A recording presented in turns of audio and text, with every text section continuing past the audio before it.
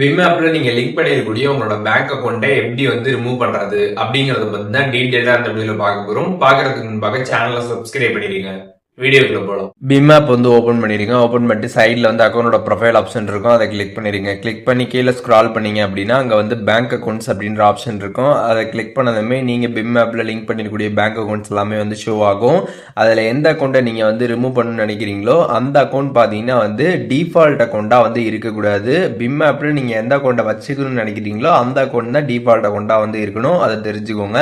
இப்போ இதில் எந்த அக்கௌண்ட் ரிமூவ் பண்ணணுமோ அதை ஜஸ்ட் கிளிக் பண்ணிடுங்க. கிளிக் பண்ணதுமே இங்கே டெலீட் அக்கௌண்ட் அப்படின்ற ஆப்ஷன் வந்து காட்டும். அந்த ஆப்ஷனை கிளிக் பண்ணிடுங்க. கிளிக் பண்ணிட்டு எஸ் ஆப்ஷன் வந்து இருக்கும். அந்த எஸ்ஸை வந்து கொடுத்துருங்க.